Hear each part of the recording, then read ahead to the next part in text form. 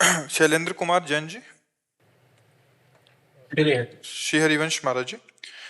पूजनीय महाराज जी, आपके चरणों में वंदन। महाराज जी, मैं पिछले 15-20 वर्षों से जनप्रतिनिधि के रूप में कार्यरत हूँ। महाराज जी लिख रहे हैं कि एमएलए हैं सागर के, और दैनिक जीवन में पूजा पाठ के लिए समय निकाल पाना कठिन होता जा रहा है। विरक्ति भाव के चलने मन भक्ति मार्ग पर जाने को होता है, लेकिन जन अपेक्षाओं के प्रति अपने कर्तव्यों को देखते हुए ये संभव नहीं हो पा रहा। स्वयं के कल्याण के लिए कोई मार्ग प्रशस्त करें महाराज जी। देखो, व्यवहार को जब तक परमार्थ नहीं बनाया जाएगा तब तक काम नहीं बन पाएगा। अगर आप एमएलए हैं या कोई भी सरकारी पद है तो जनता की सेवा के पद हैं। क्यों? स्वामी पद तो है नहीं। हमारे राष्ट्र में जितने भी पद हैं सब सेवक पद हैं, समाज की सेवा के पद हैं। चाहे जिस भी पद का नाम लिया जाए वो समाज सेवा पद हैं। अगर हम सेवक भाव से सब में स्वामी भाव ले आवे और धर्म से सेवा करें तो और भगवान का नाम जप करें तो इसी से भगवत प्राप्ति हो जाएगी। अर्जुन जी से कह रहे माम निस्मर युद्ध च, दो बात कही, बहुत जोर की है ये। युद्ध रूपी कर्तव्य करो और मेरा स्मरण करते रहो, मेरी ही प्राप्ति होगी। तो जितनी आप में सामर्थ्य है, जितनी जनता को भारतीय विधान के अनुसार आप सुख दे सकते हैं, आप उतने सुख देने में मगन रहिए और सब में भगवत भावना कीजिए।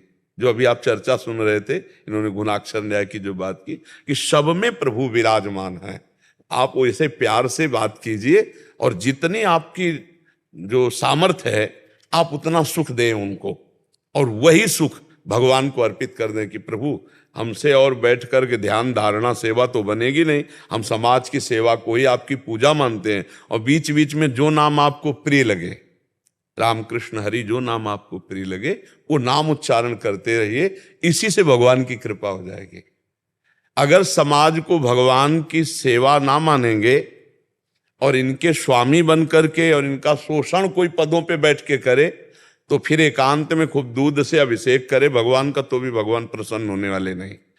कपिल भगवान श्रीमद् भागवत में कह रहे हैं कि जो समाज में बाहर राग द्वेष का बर्ताव करता है और एकांत में मेरे श्री विग्रह की अच्छे अच्छे पदार्थों से अर्चना वंदना करता है, मैं उसकी सेवा ऐसे स्वीकार नहीं करता जैसे राख में किया गया हवन। राख में किया गया हवन जैसे व्यर्थ है, ऐसे उसकी एकांतिक अर्चा विग्रह में की हुई अर्चना वंदना व्यर्थ जाएगी। जो बाहरी सब में विराजमान भगवान का अपमान करता है, द्वेष करता है। तो आपको तो बहुत बढ़िया सेवा मिली, हजारों लोगों के प्रतिनिधित्व हैं आप।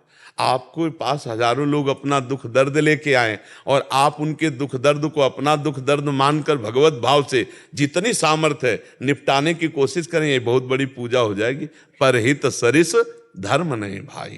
पर पद में बैठ करके और भगवान का नाम जप करते हुए दूसरों की सेवा करना कोई सत्संगी पुरुष ही कर सकता है, नहीं तो को नर अस जन्मा जग माही प्रभुता पाही जाहि मद नाही। जहां प्रभुता पद मिला तो एक गर्व आ जाता है और वही पतन करा देता है।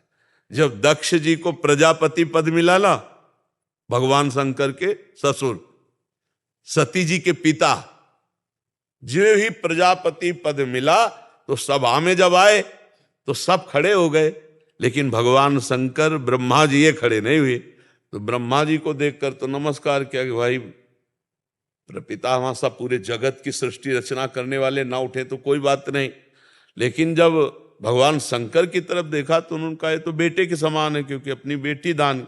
बहुत कड़ुआ बोले, आप शास्त्र में पढ़ के देख ला, हम तो उतना बोल भी नहीं पाएंगे, बहुत कड़ुआ बोले।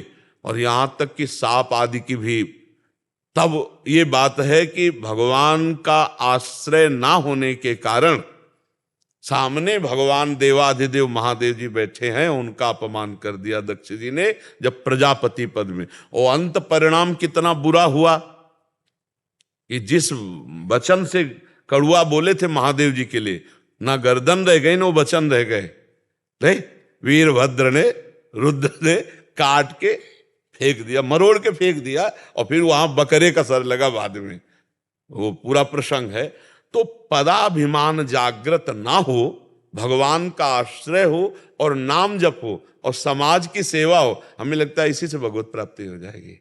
बस पदाभिमान जागृत ना हो, क्योंकि ये रजोगुणमयी सृष्टि है और जब कोई पद मिलता है हम भगवान से विमुख होते हैं तो ये पद अपना असर दिखा देता है। और अगर भगवान का नाम जब चल रहा है और सत्संग संतों का करते हैं तो फिर पदाभिमान नहीं आएगा। यहाँ का क्या कितना भी बड़ा पद हो जाए, नहीं तो पदाभिमान जागृत हो जाता है भगवत आश्रय ना हो तो। जैसे महाराज नहुष देवराज इंद्र पद पर बैठे, देवराज इंद्र पद पर देवताओं ने जब इनको देवराज इंद्र पद के लिए चयन किया तो इन्होंने कहा मेरी सामर्थ्य नहीं कि आप देवताओं को आदेश कर सकूं, पवन देव अग्निदेव इनको मैं आदेश कर सकूं, मेरी सामर्थ्य नहीं। तो बोले हर देवता की आदि सामर्थ्य आप में आ जाएगी, हर देवता की। अब तो महान सामर्थ्यशाली हो, इंद्र पद पर बैठे।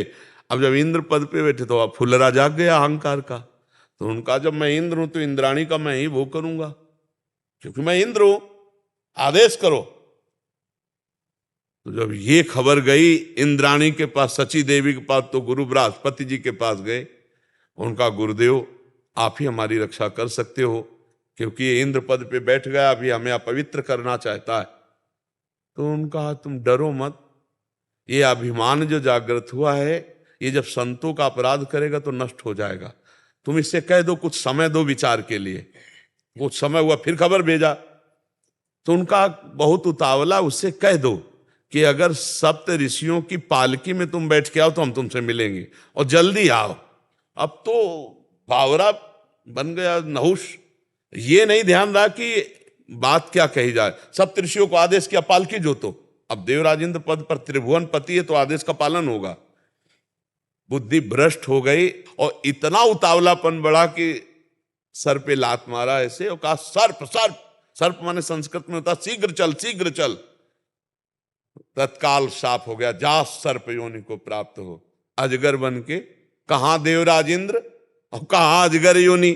तो ये जो त्रिभुवन के जितने छोटे पद से बड़े पद तक है, जब तक भगवान का आश्रय नहीं होगा और भगवत भजन नहीं होगा तो इसका एक गर्व आ जाता है और गर्व में हमसे अपराध बन जाते हैं और अपराध से फिर हमारा पतन हो जाता है। यदि हम इस दोष से बच पावें, गर्व दोष से, और हम दैन्य होकर सब में भगवत भावना करके समाज सेवी हम बने तो हमारे ऊपर भगवान की कृपा रहेगी। इससे और ऊंचे पद हैं, धीरे धीरे क्रम से आप ऊंचे पदों पे भी जाकर, जब पिता देखता है कि 100 रुपया ठीक से खर्चा कर लिया तो 1000 रुपया पकड़ा देता है, और जब देखता है 1000 ठीक से खर्चा कर लिया तो 1 लाख देने की हिम्मत रख लेता है। ऐसे वो जगत पिता है, जब देखता है कि अमुक पद का बहुत अच्छा प्रयोग हुआ तो आगे बढ़ा देता है। और फिर इसके बाद सबसे बड़ा पद है परम पद, भगवान परम पद भी प्रदान कर देते हैं। तो हम ऐसे भगवान का आश्रय लें, नाम जप करते हुए समाज की अपने अधिकारानुसार सेवा करें तो भगवान की कृपा हो जाएगी।